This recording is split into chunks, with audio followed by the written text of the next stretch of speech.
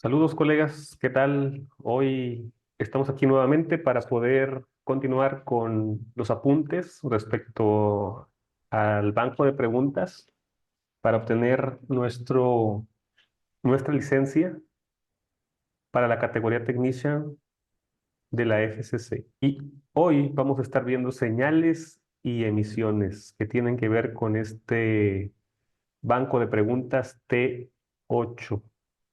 Voy a compartir mi pantalla en este momento para que puedan ustedes ver la diapositiva que les he preparado con mis apuntes. Aquí está mi pantalla, entonces vamos a ver señales y emisiones. Bueno, la primera cosa que vamos a estar viendo en esta tarde es la modulación, lo que es una señal modulada o los modos. Aquí en este ejemplo he puesto una imagen que encontré en internet de una señal modulada de AM, aunque hay diferentes tipos de modulación, como ustedes pueden ver ahí en los bancos de preguntas, que a lo largo de estos videos que hemos estado grabando, pues se ha tocado de una manera de lo más sencillo a lo más profundo. Y bueno, vamos a hablar un poquito acerca de la modulación, acerca de qué es este asunto de la modulación. Bueno, la modulación es el proceso de variar las características de una señal portadora de alta frecuencia, como puede ser amplitud, puede ser frecuencia, puede ser fase, de acuerdo con sus variaciones de una señal de información, como es la señal del audio. Este proceso es esencial para transmitir información a través de canales de comunicación, como las transmisiones de radio en este caso. En la radiodifusión, se utilizan diferentes tipos de modulación, como ya he mencionado, y esto depende de las necesidades, las condiciones específicas de la comunicación. Pues hay algunas formas comunes que nosotros estamos viendo aquí en el banco de preguntas, que es la modulación AM, FM, PM, y bueno, estas tres básicamente, y de la cual se desprende también la SSB, la Single Sideband, que tiene su parte alta y su parte baja. Entonces aquí en AM la incluimos. Ah, bueno, y también una modulación más que podríamos incluir aquí es la CW, que también es la que se habla. Bueno, vamos a hablar un poquito acerca de la modulación de amplitud, o lo que es la AM. ¿Cómo funciona esta modulación?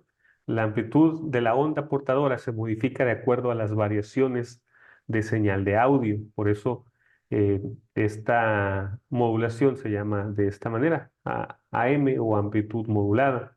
En la radiodifusión, históricamente ha sido común las transmisiones de voz, y mucho lo vamos a encontrar en la onda media, lo vamos a encontrar en música, y también la vamos a encontrar en en los canales de la onda corta, de estaciones comerciales.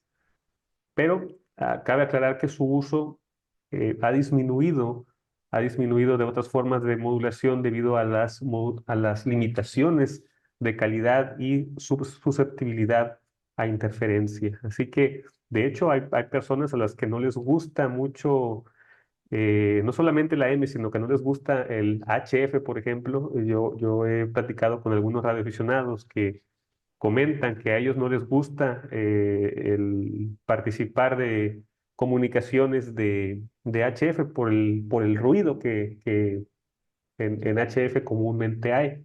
Y pues hay veces que es también muy difícil el filtrar el tipo de ruido que es muy característico de la HF, y prefieren usar VHF o UHF, que son sonidos mucho, o sea, la calidad del audio recibido es mucho más limpia.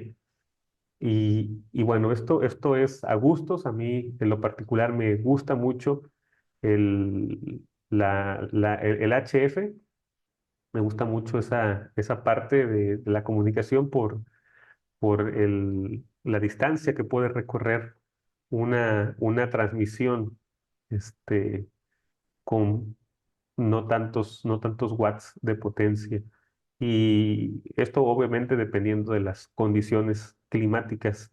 Y bueno, también está la FM, que es lo que les comentaba, que es mucho más común en VHF o en UHF, aunque también es posible hacer uso de FM en la onda corta, aunque yo en realidad no lo he visto mucho en lo que yo he estado escuchando, no he visto, de hecho creo que ninguna vez he visto FM en onda corta. Y he escuchado por ahí que hay radioaficionados que les molesta esta parte del FM en onda corta por la cantidad de ancho de banda que consume este tipo de modulación.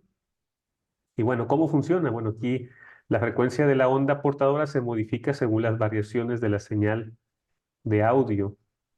El uso que se le da en la radiodifusión, pues como les mencionaba, es ampliamente utilizado para VHF y UHF y también podemos encontrar que en las estaciones de radio comercial se utiliza mucho el FM y se oye bastante bien, bastante claro. Yo creo que casi todo el mundo ha escuchado las estaciones de FM. En el banco de preguntas también se habla acerca de la modulación PM. Esta, igualmente, la fase de la onda portadora se modifica según las variaciones de la señal de audio y es menos común en comparación a AM o FM, pero se utiliza en algunas aplicaciones de radiodifusión y en tecnologías más avanzadas. Aquí, pues, cuando hablamos de la elección de AM, FM, y bueno, esto también va a depender obviamente del equipo que se tenga. Por ejemplo, he visto algunos radios de CB, de banda civil, que por ejemplo, esos solamente usan AM, FM nada más, no incluyen, por ejemplo, el single sideband, por ejemplo, y hay otros que sí lo incluyen. Y esto va a depender también a veces a la elección de varios factores, como la calidad del audio que deseamos, la resistencia a las interferencias, la eficiencia en el uso del espectro de frecuencias y también las condiciones específicas de la transmisión. Además de estas formas de modulación, pues hay otras formas, como ya he mencionado. Aquí no estamos tratando todas las formas, ni tampoco lo estamos tratando a manera profunda, solamente a manera de apunte, solamente a manera de como en el banco de preguntas se, se impulsa a los que lo estamos estudiando profundizar en estos tipos de la modulación. También vamos a encontrar ahí en el banco de preguntas modulación digital. Esta parte, bueno, venía casi hasta el último del banco de preguntas, pero quise agregarlo aquí para tocarlo como un solo tema. Y bueno, aquí vamos a ver que hay algunas diferencias entre la modulación digital y analógica, que obviamente son dos enfoques distintos para transmitir información a través de señales de radio o cualquier otro medio de comunicación. Pues hay algunas diferencias claves aquí entre la modulación digital y analógica. Por ejemplo, aquí podemos hablar del tipo de señal, podemos hablar que, por ejemplo, podemos decir que la modulación analógica utiliza señales analógicas para representar la información. En la modulación analógica, las variaciones continuas en la amplitud, frecuencia o fase de la señal portadora están directamente relacionadas con la información transmitidas, mientras que los modos digitales, obviamente, como su nombre lo indica, utilizan señales digitales que son pues discretas, toman valores discretos en lugar de variar continuamente y en lugar de representar información de una manera continuada, la información se convierte en una secuencia de dígitos binarios. Esto pues ya es una tecnología que va combinada con principios de cómputo. Eh, Respecto a la eficiencia del espectro, la modulación analógica tiende a requerir más ancho de banda en comparación a la modulación digital para transmitir la misma cantidad de información. En cambio, en la modulación digital es más eficiente el uso del espectro de frecuencias, ya que puede comprimir más la información en el mismo ancho de banda. Por lo mismo, ¿verdad? Que pues hemos visto que se hace una conversión, por llamarla de esta manera. Otra de las cosas que podemos observar, que podemos analizar aquí es la capacidad de la transmisión de los datos. En la modulación analógica está limitada la cantidad de información que se puede transportar a través de un canal de comunicación en un periodo de pues, un tiempo específico, mientras que la modulación digital permite una mayor capacidad de transmisión de datos, ya que los bits se pueden transmitir a velocidades mucho más altas. Y por supuesto también otra cosa que necesitamos evaluar pues es la tasa eh, a tolerancia de errores. En la modulación analógica, la información puede degradarse más fácilmente debido a las interferencias, la atenuación u otros problemas de canal, mientras que la modulación analógica puede incorporar técnicas de corrección de errores, lo que significa que se pueden detectar y corregir errores durante la transmisión. Aquí, igual, si ustedes quieren revisar un poquito más cómo funciona el Internet, los paquetes de Internet, por ejemplo, que se envían. Hay algunos protocolos que permiten revisar esta tasa de error y a veces, por ejemplo, lo que hacen, lo voy a explicar de manera muy sencilla, o sea, mandan la información y en esa información que se manda hay una cabecera que tiene ciertos datos que nos dicen a nosotros si la información ha llegado completa o no. Si en este caso llega completa, pues es recibida. De otro modo, se regresa la información y se vuelve a solicitar. O sea, se hace una petición, se vuelve a solicitar y se envía, ¿verdad? Y así hasta que se asegure que la información llegue completa. Así funcionan los paquetes de datos típicamente en las redes de Internet, sobre todo la parte TCP. Bueno, en cuanto a la modulación digital, pues funciona de manera muy similar. Y bueno, aquí también otra de las cosas son las aplicaciones que hay para la modulación analógica y digital. Para la modulación analógica se utiliza pues en aplicaciones de transmisión de radio como AM, FM, televisión analógica y algunas comunicaciones de voz. Mientras que la modulación digital es dominante en aplicaciones modernas como comunicaciones digitales, bueno, es lógico, transmisión de datos, también se usa mucho en la telefonía celular, televisión digital, entre otras cosas. Podemos decir que mientras que la modulación analógica utiliza señales continuas para representar la información, la modulación digital emplea señales discretas, lo que le confiere ventajas en términos precisos, eficiencia del espectro y capacidad de transmisión de datos. Entonces, pues esto es un poco de lo que encontramos ahí en nuestro banco de preguntas y bueno, comparto nuevamente con ustedes la pantalla. Eh, este es uno de los temas que, bueno, ya en los pasados videos ustedes pueden ver que eh, se habla, ¿verdad? De esto a modo presentación, a modo uso. Y bueno, ahorita ya hablamos ya de manera más, un poquito más técnica respecto a lo que la modulación es. Ahora pasamos al ancho de banda. También ya ahorita, bueno, hablamos un poquito acerca del ancho de banda. Aquí hay una imagen aquí representativa de de lo que es, bueno, aquí se marca en esta parte. Aquí donde dice bandwidth, ese es el ancho de banda, el centro de la frecuencia, la amplitud, pues hay una escala y una numeración para hacer ciertos cálculos. Entonces, vamos a estar hablando también acerca de esta parte porque nuestro examen pues habla acerca del ancho de banda. En el contexto de de la radio, el término ancho de banda pues se refiere a a la cantidad de frecuencias o el rango de frecuencias ocupado por una señal de radio específica. la medida del ancho de banda es esencial para determinar cuánto espacio y en qué espectro de frecuencia se está utilizando una señal de radio en particular. Vamos a ver algunas consideraciones del ancho de banda en la radio.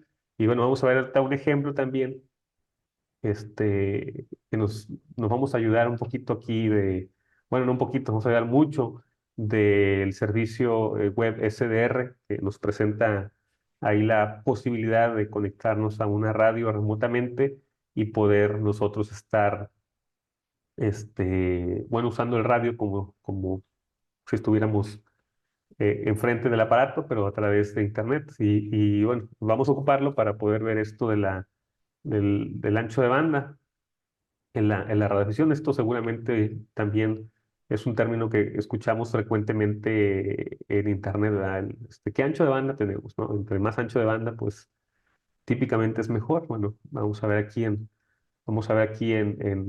respecto a los radios, cómo es que se usa el ancho de banda. Bueno, el ancho de banda de la señal.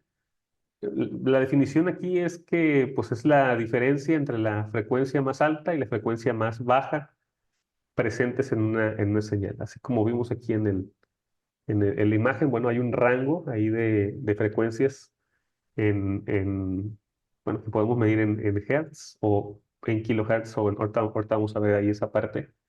Y bueno, por ejemplo, bueno, como ejemplo, una transmisión de radio FM, el ancho de banda de señal puede ser el rango de frecuencias desde la frecuencia más baja hasta la frecuencia más alta de la señal modulada. También, como vimos ahí en la diapositiva, hay un ancho de banda del canal. Es el rango de frecuencias necesario para transmitir una señal de un canal de comunicación en particular. Por ejemplo, en radiocomunicación se necesita cierto ancho de banda en el espectro para enviar una señal sin interferencias significativas. También aquí es necesario igualmente que nosotros podamos ubicarnos en el mismo ancho de banda para poder captar la señal. Ahorita vamos a ver en el video ya de una manera más gráfica. Voy a compartir ahí mi pantalla y vamos a estar manipulando ahí el web SDR solamente para ver esta parte del ancho de banda. También otra cosa que consideramos en el ancho de banda pues es la eficiencia del espectro, que se refiere pues esto a utilizar el espectro de frecuencias disponible para transmitir la información. Como ejemplo, la modulación digital es más eficiente en términos de ancho de banda que la modulación analógica, ya que comprime más información en el mismo rango de frecuencias. Algunas consideraciones técnicas que debemos de tener en cuenta es que el ancho de banda también puede referirse a la capacidad técnica de un sistema para manejar ciertos rangos de frecuencia. A modo ejemplo, un receptor de radio debe tener la capacidad de recibir señales dentro de cierto ancho de banda para sintonizar diferentes estaciones, como les comentaba. O sea, no basta con que, por ejemplo, yo transmita en FM, sino que también la persona que me está recibiendo también debe de poner su receptor a modo FM, por ejemplo, para recibir la comunicación. Y aquí cabe resaltar las regulaciones que tiene cada país y también las licencias. Como en Estados Unidos o en el caso de México, se concede una concesión para poder hacer esto. Hay concesiones tanto para la radio comercial como para radioaficionados en México. Y pues cada uno de nosotros debe de investigar en su país cuál es el modo a permiso que se expide para poder nosotros hacer uso de la radioafición.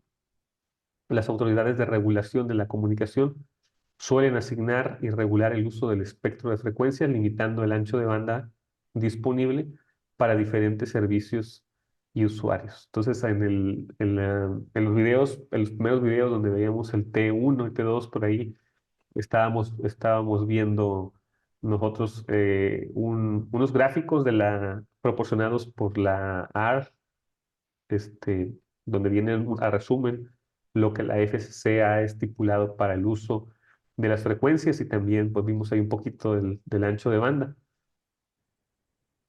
Es importante saber que las estaciones de radio, la telefonía celular y otros servicios tienen asignaciones específicas de ancho de banda en las regulaciones. Entonces, esto es importante para que nosotros no interfiramos y pues podamos desarrollar bien el hobby que estamos practicando. El ancho de banda en la radio es crucial para determinar cómo se utiliza y comparte el espectro de frecuencias. La eficiencia de la asignación y gestión del ancho de banda son fundamentales para evitar interferencias y permitir la coexistencia de diversas señales de radio en el espacio electromagnético. Esto basado en las preguntas T8.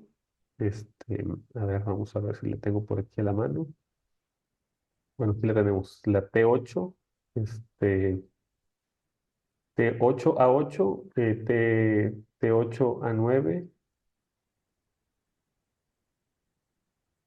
T8 a 10 y T8 a 11. Aquí, por ejemplo, en T8 a 9, se pregunta cuál es el ancho de banda aproximado en la señal de voz de FM en un repetidor VHF. Y aquí nos responde que es entre 10 y 15 kilohercios. Entonces, eh, por ejemplo, si nosotros hablamos acá eh, del CW, que es el eh, transmisiones de código Morse, en la pregunta A11 pregunta cuál es el ancho de banda aproximado necesario para transmitir en CW, y aquí son 150 Hz, nada más. O sea, hay una gran diferencia entre uno y otro. Entonces, les comparto aquí tantito mi pantalla para que podamos apreciar algunas cosillas por aquí. Bueno, pues aquí estamos. No voy a compartir el audio porque se escucha muy fuerte. Entonces voy a bajarlo. Y bueno, vamos a empezar aquí por AM. Voy a darle transmitir. Ahorita aquí estamos viendo un canal, bueno, una transmisión de la radio exterior de España en la onda corta. Bueno, aquí tenemos en AM 9 kilohercios. Esto, este es el rango que nos permite escuchar correctamente. Bueno, estos son algunos filtros. Sí, sí, sí hace un cambio. Eh, vamos a, vamos a cambiar aquí el modo. En FM, bueno, yo sigo escuchando, yo sé que ustedes no escuchan, yo sigo escuchando, pero ven que subió a 10 kilohercios. Entonces es un rango de frecuencias más amplio. Regresamos a esta 9. Ahora vamos a USB y ahí apenas tenemos 2.40 kilohercios. Pues, ¿por qué? Porque toma la mitad aproximadamente del AM. Lo mismo para LSB. Aquí esto es automático porque en algunos equipos se puede ajustar. Y si vamos aquí al CW, pues van a ver que apenas 0.40 kilohercios. 0.40 kilohercios. Entonces, es, es realmente poco en CW y, y bueno, esto es el ancho de banda básicamente que ocupamos para los tipos de modulación y es lo que nosotros tenemos que saber ahí por si necesitamos ahí hacer algún ajuste, eh, saberlo, ¿no? Entonces, pues hasta aquí esta parte de el web SDR. Muy bien, seguimos adelante y ahora toca espacio a los radiofaros, que también es algo de lo que se habla. También igualmente ya habíamos visto algo de los radiofaros en algunos otros videos pasados porque el tema también se estaba tocando. Bueno, vimos que hay algunos radiofaros que son direccionales y otros que son omnidireccionales, o sea que van a varias direcciones. Pues el banco de preguntas, pues también también aquí, muy interesantemente, nos hace algunos cuestionamientos. ¿Qué son estos radiofaros? Bueno, en el contexto de la radioafición, son estaciones de radio específicas que emiten señales de identificación y ubicación para ayudar a los radioaficionados en la navegación y en la mejora de la precisión de equipos de radio. Los radiofaros, también conocidos como balizas, transmiten señales con información clave. Aquí en las preguntas, bueno, hay algunos puntos, yo voy a mencionar aquí, que por ejemplo hay una identificación en código Morse, la posición geográfica, también, bueno, otros tipos de datos útiles para la navegación. Bueno, esto en algunos otros casos. Hay algunas características clave de los radiofaros en la radiofisión, como acabo de mencionar, bueno, la ubicación y la identificación. Estas son señales que contienen información de identificación regularmente en código Morse para que los radioaficionados puedan reconocer la estación. También otras características son las frecuencias y las bandas que se utilizan en los radiofaros. Estos para operar en frecuencias destinadas a la radiodifusión. Por ejemplo, podemos encontrar radiofaros en HF o en VHF o en UHF y en otras dependiendo de la región y las regulaciones. Su propósito pues, original era la navegación, eh, y este es el propósito que siguen teniendo todavía. Los radiofaros todavía se escuchan. Hay algunos radiofaros inclusive muy sofisticados que se usan en la navegación. A la gente que le gusta salir al mar todavía sigue usando radiofaros. Incluso tienen sistemas ahí muy sofisticados para impedir que se mojen. Si, por ejemplo, o sea, el barco se empieza a hundir o algo, pues el radiofaro tiene su propia forma de sobrevivir y estar enviando la información necesaria para rescate y otros datos de navegación. Eh, y bueno, en cuanto a los radioaficionados, puede ayudar a determinar la dirección y la distancia desde nuestra ubicación hasta el radiofaro. Proporciona también información de mapas y listas de balizas, porque, bueno, pues existen mapas y hay listas disponibles que muestran la ubicación y los detalles de los radiofaros. Los radioaficionados pueden usar esta información para planificar rutas y mejorar la orientación durante sus actividades. Algunos radioaficionados disfrutan participando de actividades conocidas como caza de balizas o rally de balizas, donde intentan localizar y recibir señales de varios radiofaros en un periodo de tiempo específico. Esto en la práctica y desafíos que los radioaficionados se ponen a sí mismos para mejorar sus habilidades técnicas. Eh, y como mencioné ya varias veces, su utilidad pues es originalmente diseñada para las emergencias. Entonces, además del uso recreativo, los radiofaros pueden tener una utilidad en situaciones de emergencia al proporcionar puntos de referencia y ayudar en la orientación cuando otros sistemas de comunicación no pueden estar disponibles regularmente. Y así es, cuando todo se cae, pues los radios no se caen porque nos pertenecen a nosotros y al pertenecernos, nosotros no dependemos de ninguna compañía o algún sistema, sino que simplemente con nuestras antenas, pues podemos nosotros hacer transmisiones efectivas y estar siempre comunicados con el mundo. Estos radiofaros obviamente también llevan un mantenimiento y desarrollo. Estos son a menudo instalados y mantenidos por radioclubes de radioaficionados, por organizaciones o entusiastas individuales, contribuyendo así al sentido de la comunidad y cooperación dentro de la radioafición.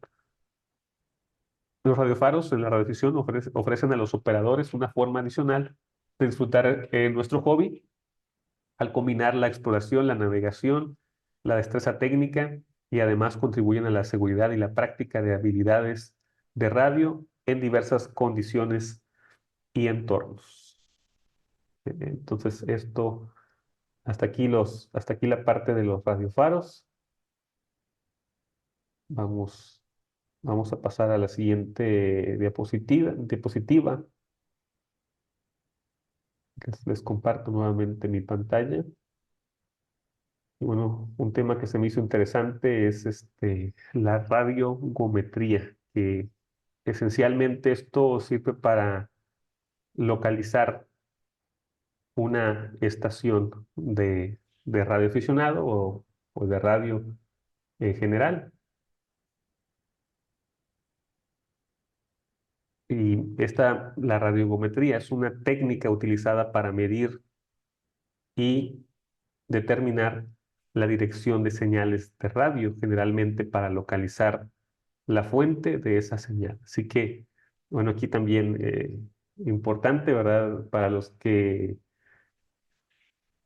practican la radiodifusión sin una licencia, pues hay algunas personas, ya hablaba en el video anterior, que hay personas que están en contra de que se les exija a los radioaficionados un examen en los que comprueben sus habilidades técnicas para obtener la licencia. Bueno, a opinión personal, comentaba que para mí está bien que se pida este, demostrar las habilidades técnicas. Creo que el examen, por supuesto, no define si sabes o no sabes, porque igual, pues a lo mejor podríamos agarrar las preguntas y respuestas y memorizar, tratar de memorizar o hacer trampa, no sé, ¿verdad? Pero bueno, es un buen filtro.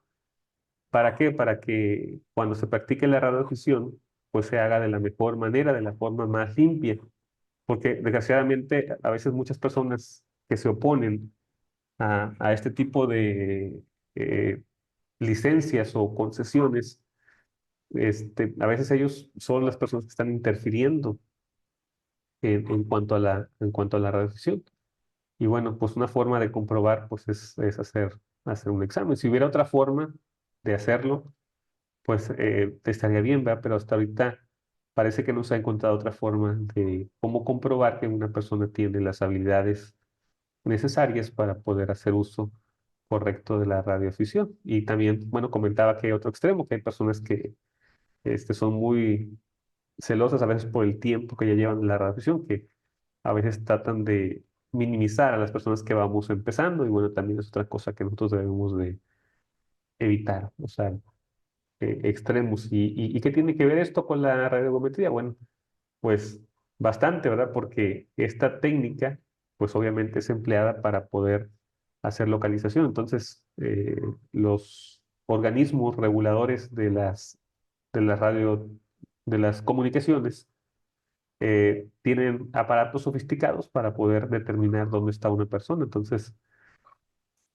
sé que en cada país tienen sus normas y sus multas para aquellos que están transmitiendo sin algún tipo de licencia. Así que, pues, tendré cuidado para aquellos que transmiten así. Y bueno, nosotros que estamos tratando de aprender eh, esto de la radioafición, pues saber pues, los aspectos clave, ¿no? De la radiometría. Por ejemplo, en el diseño de las antenas direccionales, porque para llevar a cabo la radiometría se utilizan antenas direccionales que pueden recibir señales de manera selectiva desde diferentes direcciones. Estas antenas permiten al operador determinar la dirección de la fuente de la señal. Igualmente también nos puede servir para hacer cálculos cuando queramos transmitir a algún lugar y llevar procesos de medición en los cuales eh, se realizan pues mediciones de la intensidad de señal en diferentes direcciones utilizando antenas direccionales. Con estas mediciones y técnicas de triangulación es posible determinar la ubicación aproximada de la fuente de la señal.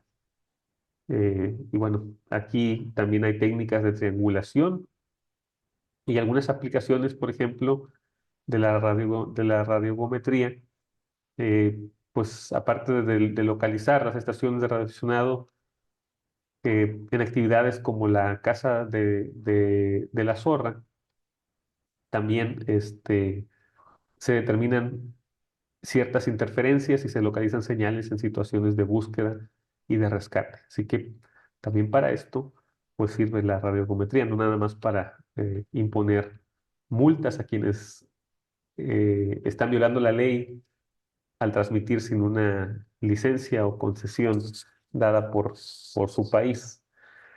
En las radiocomunicaciones, la radiometría también se puede utilizar para mejorar la eficiencia en la recepción de señales, especialmente en situaciones donde la dirección de fuentes es crítica.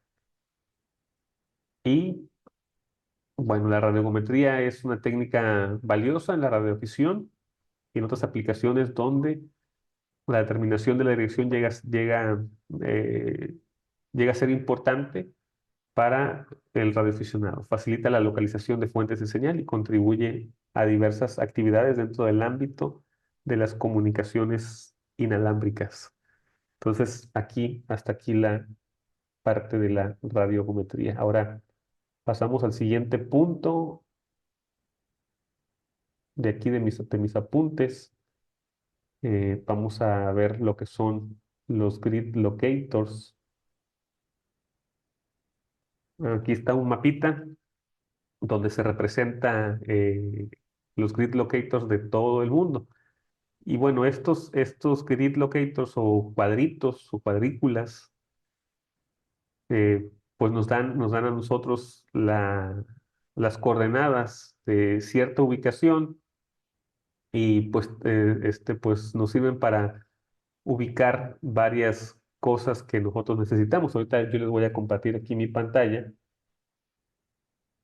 Bueno, ya estoy compartiendo mi pantalla, pero les voy a compartir aquí en mi navegador. Yo estoy en una página que se llama QRZ. Esta página, pues tiene aquí un grid locator, un mapa de grid locator. Y bueno, en este mapa, pues podemos observar que podemos hacer búsquedas por medio de la latitud y longitud o por medio del grid. Por ejemplo, yo aquí voy a poner aquí mi latitud y longitud para determinar dónde estoy. Entonces lo voy a setear. Y bueno, aquí, por ejemplo, en esta parte, este, esta es la zona donde yo estoy. O este es el grid. También en esta página, en vez de que yo ponga la latitud y la longitud, simplemente, si yo conozco el grid, lo puedo poner y setearlo. Es decir, aquí, miren, por ejemplo, puedo poner así 0, 0. Y voy a poner el grid, que yo ya lo tengo aquí guardado. Ahí está. Entonces lo pongo y igualmente aquí me da la misma latitud y longitud. Y aquí, por ejemplo, en este mapita, no solamente puedo saber dónde estoy yo, sino que también, por ejemplo, aquí puedo ver algunos radioaficionados que están aquí en este grid locator. Entonces yo aquí cerquita tengo 4 radioaficionados mexicanos con licencia. Entonces, bueno, esto así a modo de comentario o a modo de ilustración, pues esto es un mapa de grid locator. Este, y bueno, pues el sistema de grid locator divide la superficie terrestre en cuadrículas y subcuadrículas. Ahorita lo que yo les había mostrado, pues es una cuadrícula, pero inclusive ahí dentro hay más cuadrículas todavía. Y ahí se proporciona una identificación única por cada ubicación. Está compuesto por una combinación de letras y números que representan las coordenadas geográficas de la latitud y la longitud. Y consta de 6 caracteres alfanuméricos. Aquí yo les había enseñado, ¿verdad? Por ejemplo, el mío, bueno, son 2 letras, 2 números y 2 letras. Por ejemplo, el mío, yo estaba usando DL95VR. Entonces, aquí lo podemos dividir en 3 partes. El DL representa una cuadrícula y a nivel de 20 grados de longitud y 10 grados de latitud. Y en este caso, el 95 representa una subcuadrícula a nivel de 2 grados de longitud y 1 grado de latitud. Y la VR indica las subdivisiones más pequeñas en el nivel de 5 minutos de longitud y de 2.5 minutos de latitud. Entonces, por eso ustedes pudieron ver que yo puse la serie del grid y pues también me dio el resultado de donde yo estoy y la información que en este caso estaba buscando, pues era cuántos radioaficionados había por aquí cerca y bueno, ya me di cuenta que hay 4 radioaficionados que tengo cercanos. Esto se utiliza comúnmente en los concursos de radioaficionado, en actividades, también de caza de balizas y en general para proporcionar ubicaciones precisas en comunicaciones entre radioaficionados. Al utilizar un grid locator, los operadores pueden intercambiar información de ubicación de manera concisa y precisa durante sus comunicaciones. Entonces, la página la voy a poner aquí abajo en los comentarios también para que pues, ustedes puedan revisar por ahí su funcionamiento, jugar un poquito ahí con el funcionamiento de los grid locators. Y bueno, vamos a un punto más que son los concursos. También aquí en la pregunta C04 y C05 del T8. A ver, pregunta es C04. C04. C04 dice, ¿cuál de las siguientes opciones es un buen procedimiento para contactar a otra estación en un concurso? Transmitir solo la información mínima necesaria para la correcta identificación y el intercambio del concurso. Otra pregunta más que encontramos aquí es en el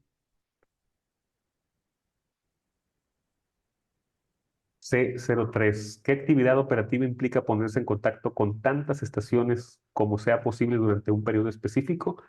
La respuesta es concursos. Entonces, pues también sí me ha tocado a mí ver, bueno, no ver, sino escuchar concursos en mi radio, en este que tengo aquí atrás o en otros radios que he utilizado.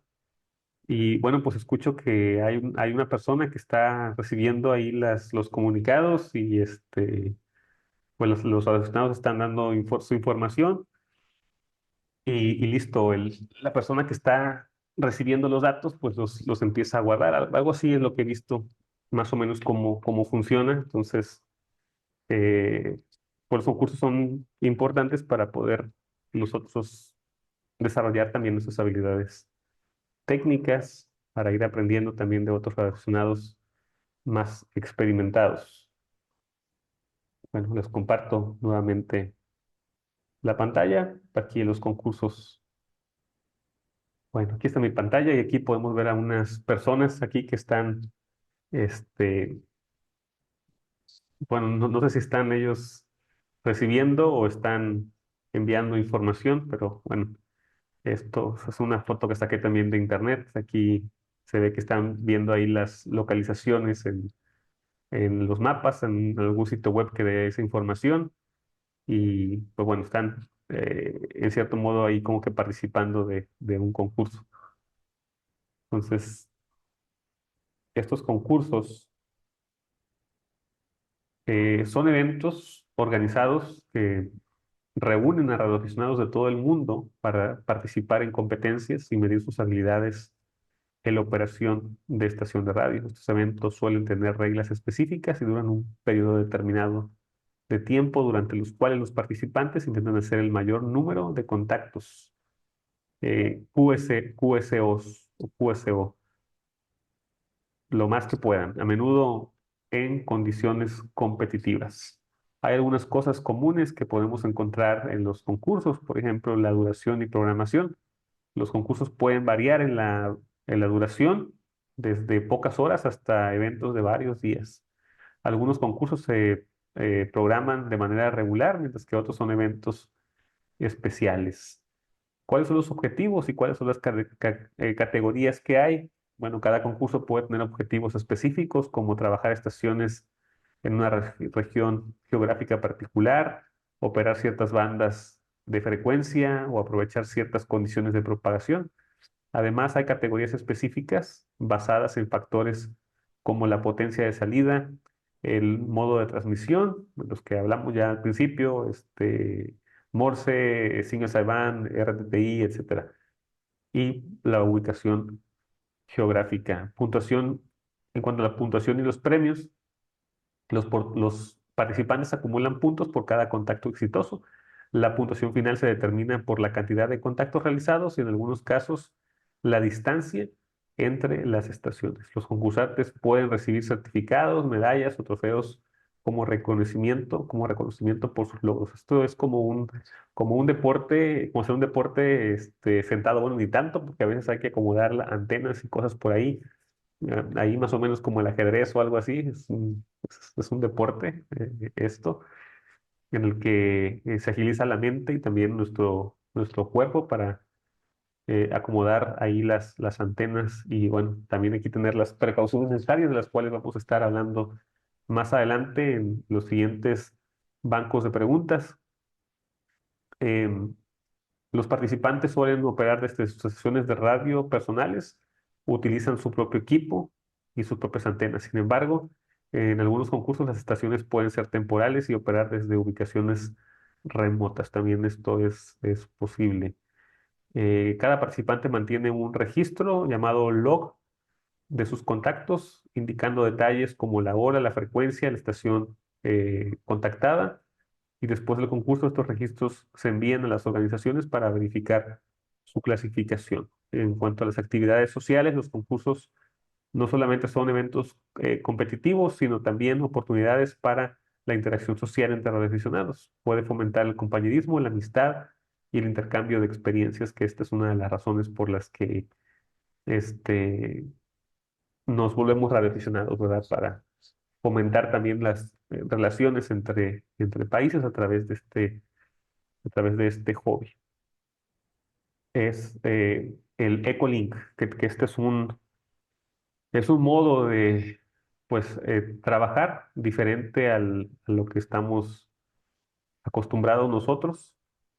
Entonces aquí hay un ejemplo de Ecolink. Ahí vemos unas antenas y vemos ahí unas estaciones móviles. Vemos dos que van en automóvil y después vemos unos aparatos y esos aparatos conectan de las antenas a la computadora y de la computadora a la antena.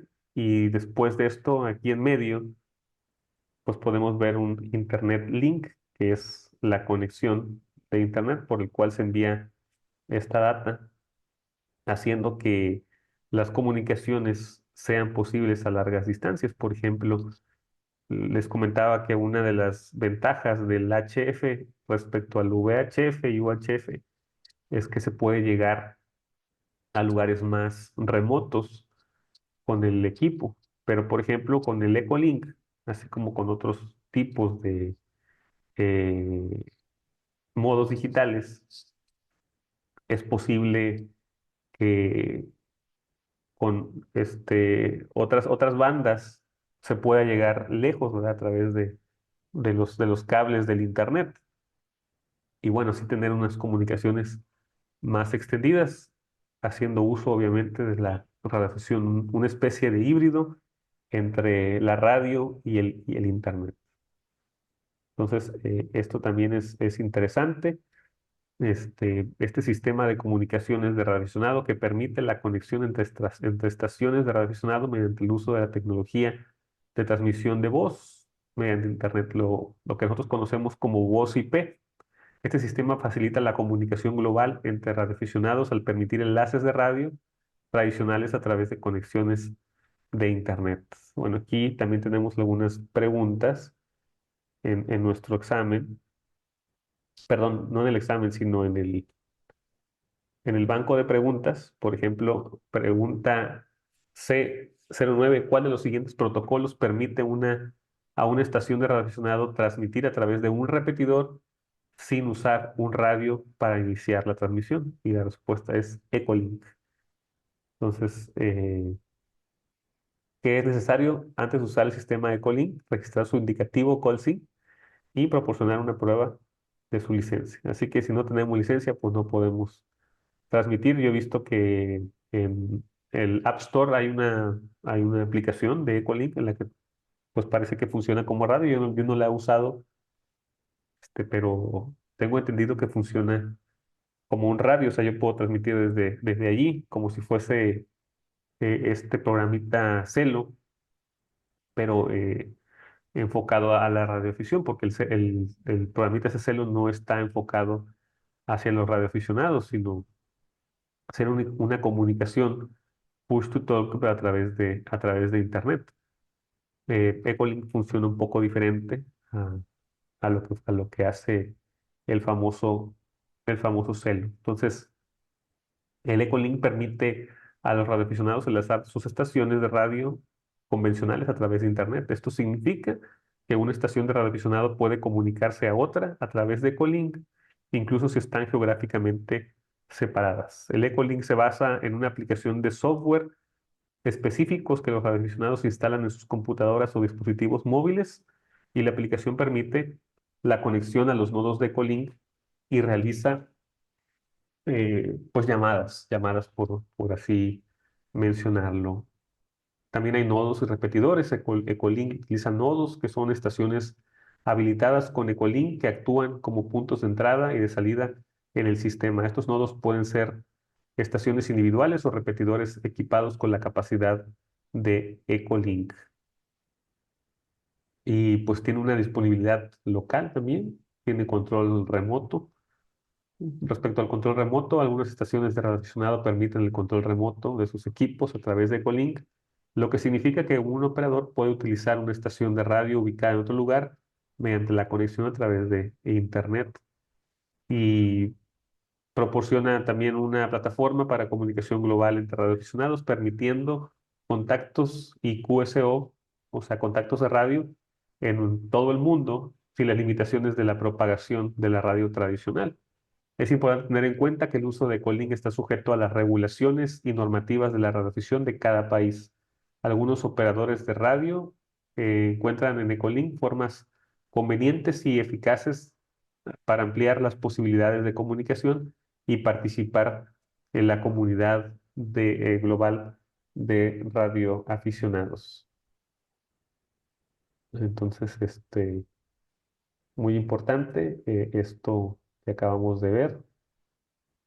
Y bueno, pues hasta aquí este video, hasta aquí con mis apuntes. Espero que les sirvan de algo y los ayuden también para estudiar y prepararse para el examen de radioaficionado para la FCC o para sus países, o o para sacar la licencia y después intercambiarla en sus países si su país así lo permite. Muchas gracias por ver el video y hasta pronto.